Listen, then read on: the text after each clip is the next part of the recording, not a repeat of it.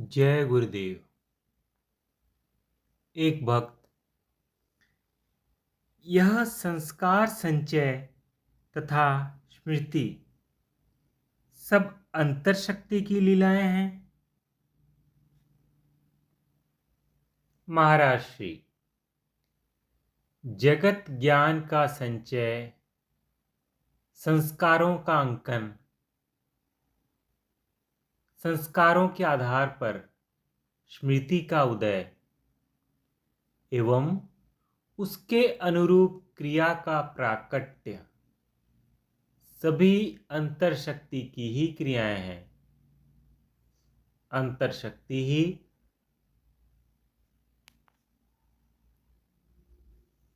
ध्यान अथवा स्वप्नावस्था में स्मृति के अनुरूप सजीववत रूप धारण कर उपस्थित होती है।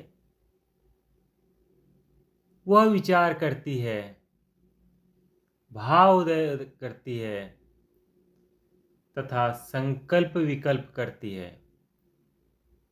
जीव की बहिर्क्रियाओं का आधार अंतर क्रियाएं हैं।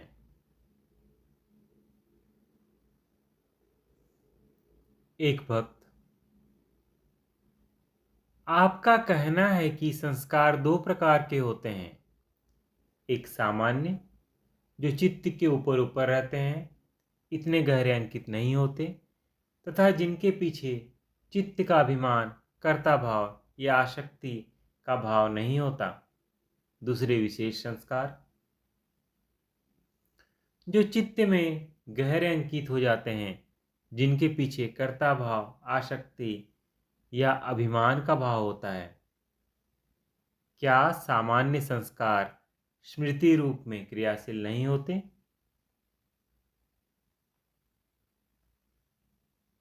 महाराज श्री, सामान्यतया सामान्य संस्कार ऐसे बीज के समान चित्त में पड़े रहते हैं, जो भंडार में पड़े पड़े ही सड़ जाते हैं।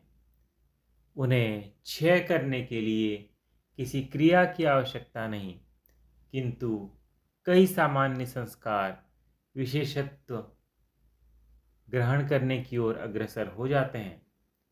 जैसे आपने किसी व्यक्ति को सामान्य रूप से देखा, उसके साथ आपका कोई संबंध नहीं, बस ऐसे ही दृष्टिपथ पर आ गया। जब आप घर पहुंचते हैं तो ज्ञात होता है कि कोई आपके यहाँ वारदात करके चला गया है। आपका ध्यान एकदम उस व्यक्ति की ओर जाता है जिसे आपने अभी अभी बाहर देखा था। उसको सामान्य रूप से देखने वाला सामान्य संचित संस्कार विशेषत्व ग्रहण कर जाता है।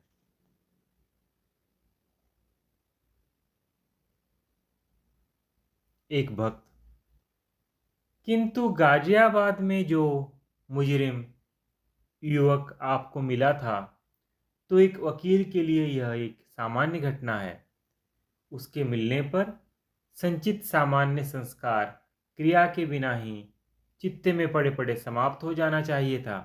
फिर वह आपके ध्यान में किस तरह आ गया?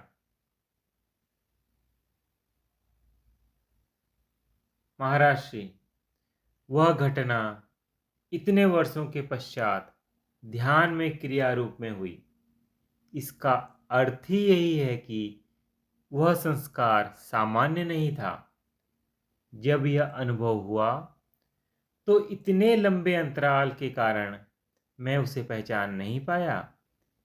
ध्यान के उपरांत विचार करते करते मुझे घटना की सारी स्मृति ताजा हो गई।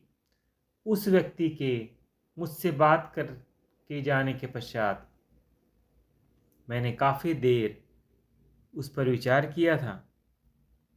मनुष्य कोई अवैधानिक या अनैतिक कर्म कर लेता है तो उस कर्म को छुपाने तथा उसके परिणाम से बचने का कितना प्रयास करता है। जब भी इस प्रकार का कोई उदाहरण मेरे सामने आ जाता था तो मुझे उस युवक की याद आ जाती थी। इस प्रकार आरंभ में जो संस्कार सामान्य रूप में संचित हुआ था वह बल ग्रहण करता गया, विशेष हो गया तथा फिर मेरे ध्यान में क्रिया रूप में प्रकट हुआ।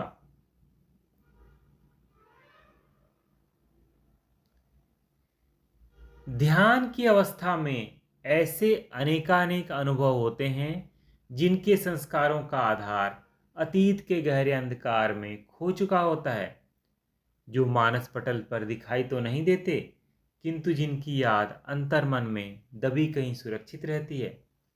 जीव अनजाने ही पुरानी यादों का बोझ चित्त में उठाए घूमता रहता है। ध्यान में क्रिया रूप में अनुभव होने का अर्थ है उस बोझ को पटक पटक कर हल्का हो जाना। प्रत्येक अनुभव के साथ चित्त के अंतर से स्वाभाविक आनंद उभरता आएगा, अन्यथा ये संस्कार अंदर पड़े पड़े बल ग्रहण करते रहते हैं तथा प्रारब्ध का रूप ग्रहण कर लेते हैं। एक भक्त संस्कार चित्त में पड़े पड़े बल कैसे ग्रहण करते जाते हैं? महाराज श्री, जीव प्रारब्ध के वशीभूत कई प्रकार के शुभाशुभ कर्म करता रहता है। उन कर्मों के संस्कार तो संचय होते हैं किंतु साथ साथ अनेक प्रकार के पूर्व संचित संस्कारों को भी बल देते हैं। अंतर शक्ति की जागृति के उपरांत ही यह क्रम बदल पाता है, जबकि ध्यान की क्रियाओं में संस्कारों का क्षय होने लगता है।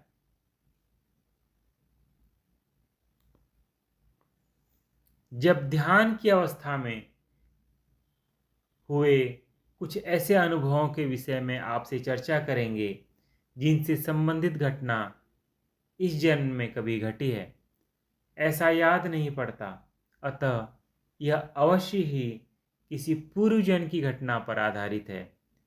यह भी नहीं पता कि यह अनुभव एक ही घटना के संस्कारों पर आधारित है या कई घटनाओं के मिश्रण का। यहाँ यह बात भी स्पष्ट कर दूं कि साधन के अनुभव सदैव एक समान नहीं होते। यदि शक्ति के अंतर्मुखी प्रवाह में ध्यान की अवस्था आती है तो अनुभव भिन्न प्रकार के होते हैं। यदि कभी विपरीत संस्कार उदय हों तथा अंदर ही अंदर शक्ति बहिर्मुखी खिसकने लगे तो अनुभव दूसरे प्रकार के हो जाते हैं।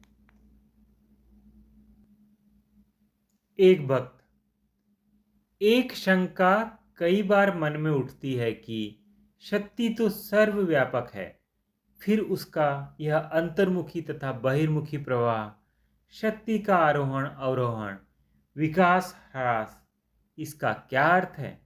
महाराज श्री, यदि आप लोगों को अपने स्कूल के समय का भूगोल पढ़ा याद होगा तो आपको इस बात का अनुभव होगा कि समुद्र में भी गर्म अथवा ठंडे जल की नदियां बहती हैं। ऐसे ही गर्म जल की एक समुद्री नदी इंग्लैंड के पास से होकर गुजरती है। यदि समुद्र को समष्टि चेतना का प्रतीक कहा जा सकता है तो उसमें प्रवाहित नदियों की व्यष्टि चेतना का, शक्ति की सर्वव्यापकता समष्टि चेतना का स्वरूप है। शक्ति का अंतर्मुखी या बहिर्मुखी होना व्यष्टि चेतना का। आरोहण अवरोहण व्यष्टि चेतना की अंतर्मुखता या बहिर्मुखता का ही नामांतर है। अंतर्मुखी शक्ति आत्मा की ओर ऊपर चढ़ती है तो इसे आरोहण कहा जाता है। बहिर्मुखी शक्ति भौतिक जगत की ओर नीचे उतरती है तो इसे अवरोहण कहा जाता है। यह ठीक है कि शक्ति का कभी ह्रास या विकास नहीं होता, किंतु उसका औपचारिक भाव शक्ति की क्रिया का विकास या ह्रास है। शक्ति का अंतर्मुखी या बहिर्मुखी प्रवाह, आरोहण अवरोहण या विकास ह्रास शक्ति की अंतर्मुखी की क्रियाएं हैं। जय गुरुदेव।